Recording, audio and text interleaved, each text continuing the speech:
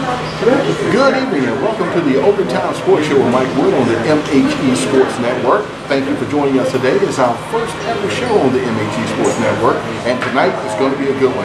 Right now I'm talking to Steve McCrae. He is the owner and commissioner of the 5'9" and under professional basketball league. How are you this afternoon? Mike, I hope you are, my friend. Hey, I'm doing great. Hey, your league is off the chain. We had an opportunity to come and show your games to the public, and it was just fantastic games all the way through the whole day. But tell us a little bit about the 5'9" at 9 basketball league. Basically, like what we've done is we've taken great players. They just have to be 5'9" or shorter. But to compensate that, we would go to 9 foot to give you the concept of an NBA-style game out of point guards, pure point guards. So you're going to see a fast-paced game than you probably would see in the NBA. You should see better shooting because these guys had to shoot from the outside their whole life. Right. Now we're giving them the opportunity to go inside and give you some of the thunder dunks and those alley-oop dunks. And I think it's going to be an exciting venture for years to come. Not necessarily in and out badly, but a league that should be here forever.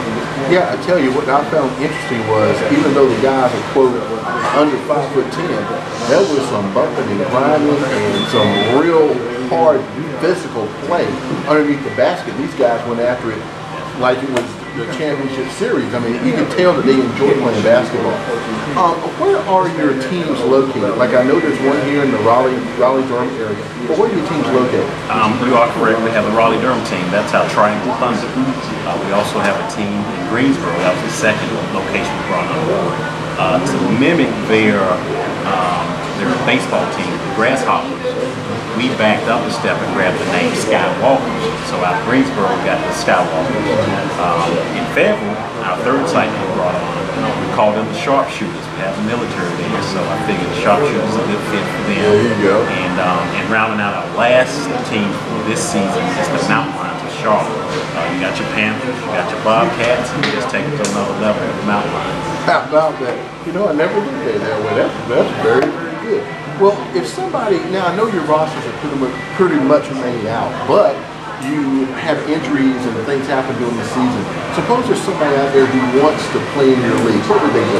Right now, any new participants, I recommend that they register as a free agent on our website, all-nets.com.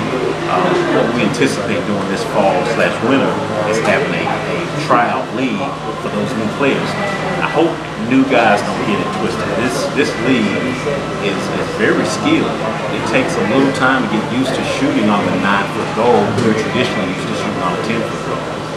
We actually use a 28.5-inch basketball versus the traditional 29.5-inch ball. So all of those things takes a little getting used to, and we wouldn't want to put that player mixed in with our professionals at this point because there is a learning curve. They have to get used to this concept, and so with our fall/winter tryout league, it will lead into 2013, and by that time they should be acclimated to the new system and be great players.